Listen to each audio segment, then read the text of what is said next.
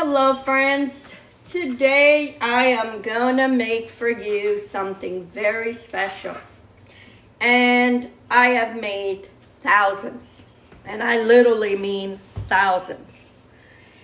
I'm gonna make for you where I come from, San Miguel, where I was born. We call Malassadas. When I came to the United States, everybody started calling them Falage. And I'm like, that's not Falage, that's Malassadas. Well, the other islands they have their own name. And where I'm here, located in California, in the Central Valley, they call Falage. And I literally have made thousands of those. I've used this recipe to do fundraisers for different people, for different events. I've did for a few cancer patients, including one of them being my nephew that has passed away 4 years ago, 5 years ago. And I did thousands of Falage. So, and I do it before this pandemic. I was very faithful doing it almost once a week, but all after this pandemic, I kind of haven't done it, and I'm thinking getting back to it because so many people ask me, when you're making Falage again. So, for those that are from San Miguel, I know they don't call Falage, they're called Malassadas, so I get it. So I'm going to show you how I make it. I'm only making 5 pounds. I'm making a small amount because it's just going to be for us, for me to do this video actually. That's why I did it. But like I said, I have big recipes. But today I'm only going to do 5 pounds. So let's get started. And in here, I'm going to start my ferment, which is the yeast. So in here I have 2 tablespoons of yeast. And in here I have 1 cup of warm water. So I'm going to pour my yeast into the warm water. Make sure it's warm, because if it's hot, it will kill the yeast. I'm going to put 1 tablespoon of sugar and 1 tablespoon of the flour that I'm going to use. And you're going to mix this. You mix it and put it aside. Let it do its thing. Okay, that's done. We're going to let it do its thing. In here in my mixer, I'm going to put, I have half a cup of sugar. I have 10 eggs. I have 1 cube of butter, 4 cups of whole milk. And then I have some water. We'll see as we go along, because if you heard me, if you've seen some of my videos, depending the weather, your content of water, it will change. So anyway, in here, I'm going to beat my eggs with my sugar. And I'm going to let that do its thing. Here in the flour, I'm going to add I have 2 tablespoons, 1 tablespoon of salt. And I'm going to mix this. So, like I said, when I make Falage, I don't make 5 pounds. This for me, it's like a waste of my time.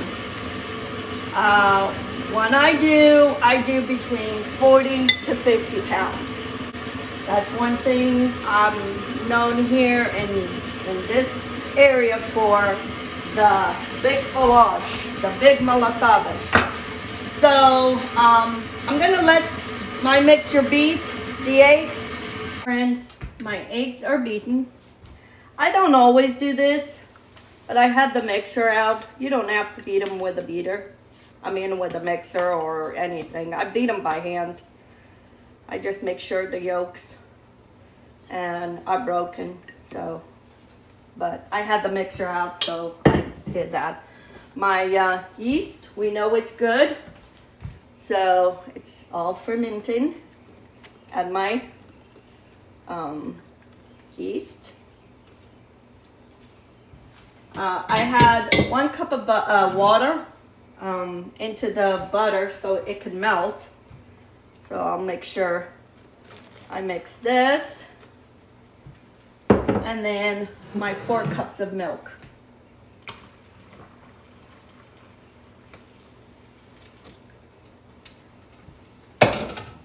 You know, I'm not used to making this small amount.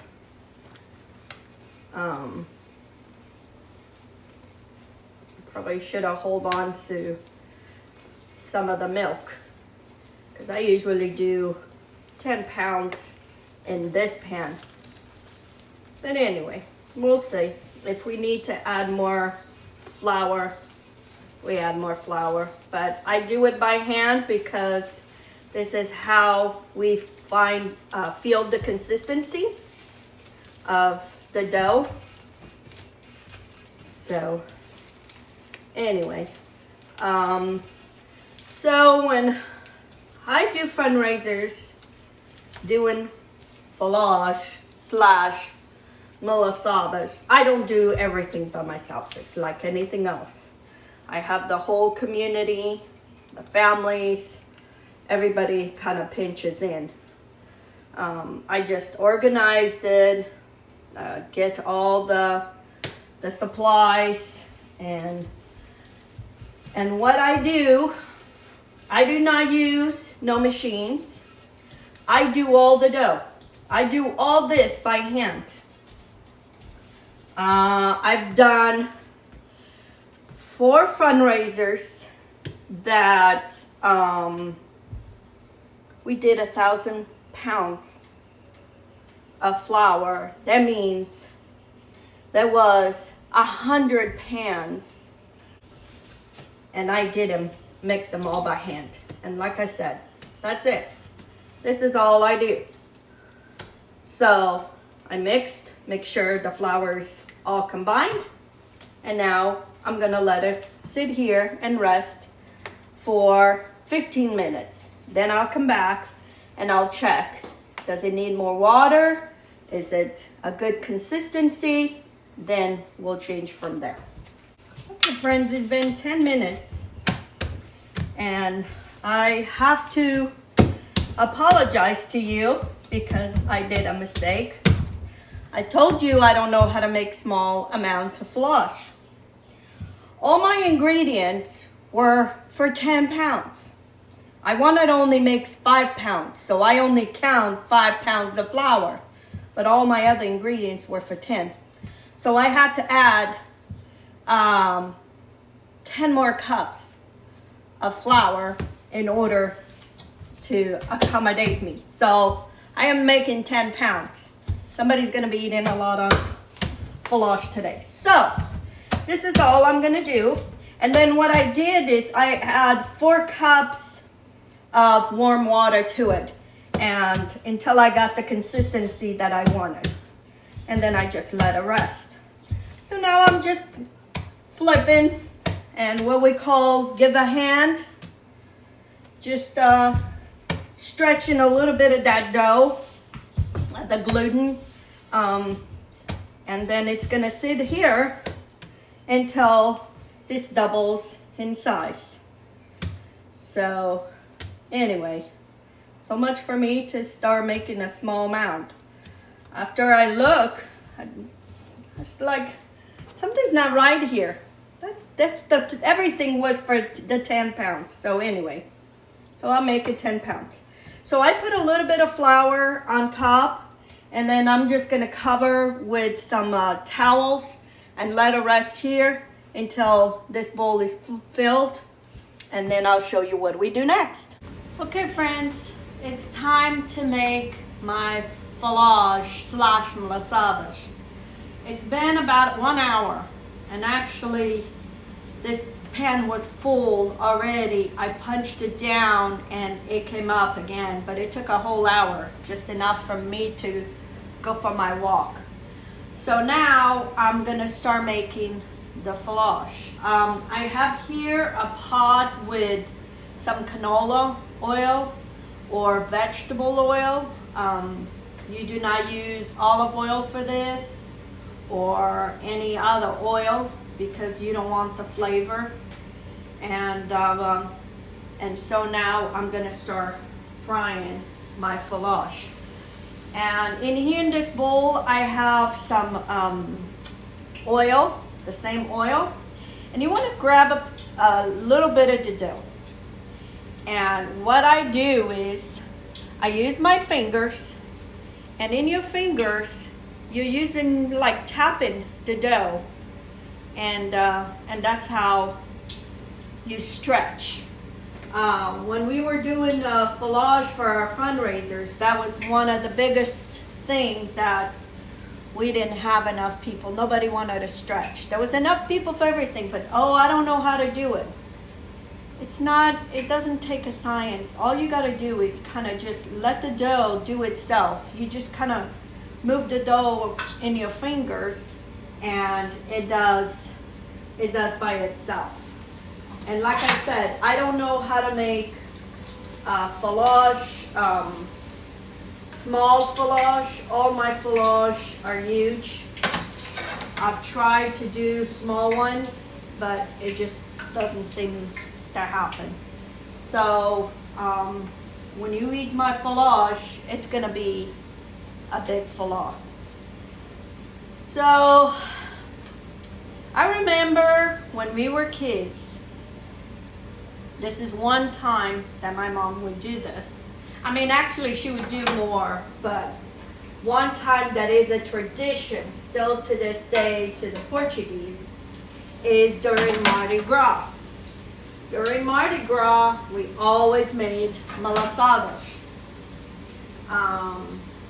Any other time I don't remember us doing, but my mom sometimes would do with the end, if she had bread, sometimes she would just leave a little bit and we would fry it, and kind of wouldn't taste the same because it didn't have no eggs or anything, but that's how we did it. But see, that's what you want. You want it coated on both sides, and then we're gonna put it aside. And usually I always have somebody doing this with me. If it's not my sisters, my sister-in-law. But I figured today, since I was only gonna make 5 pounds, I'm doing by myself. But which is fine. I can do it. I do it before. I mean, I've done it before. I did it a lot more times. So anyway, but that's one time that this is popular. I've had so many people tell me, get a food truck and do this. I like doing this, but I don't want to be doing this 24/7. I enjoy doing what I do. I like to see the reaction of my customers when they eat it, but that's it. And that's what I'm gonna do. I'm gonna stay here most of my morning, just frying this dough, and I'm gonna call some people, see if they want some flash, because I had no intentions of making this big amount, but anyway, but no problem. So I'm gonna finish frying all this, and then when I come back, I'll show you when they're all done. So today I see people making flash. There's so many ways that they see them making, not like this way. I see them putting little piles of dough everywhere. We never did it that way. People just finding, I guess, easier ways to make this so they don't have to stretch as much. You cannot put this in a machine and stretch it because this dough is so soft that if you put it in a machine, it would fall apart. So it has to be done by hand.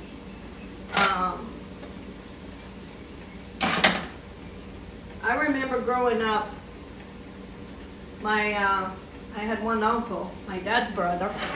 He used to come over and he used to tell us stories. And he told us this story of the Malassadas. In those days, they didn't make, this stuff. They didn't have the ingredients. And my grandmother and my grandfather were making the dough. And they had 10 kids. So a little bit had to go a long way for everybody. So there was not, you got one and that was it. There was not the second one to go around. But anyway, so my uncle used to tell us this story that one time my grandmother and my grandfather were doing malassadas. And in those days, everything was done on a wood burning stove, and the oil was the fat from the pig. So I remember we didn't use oil, we used the banya from the pig.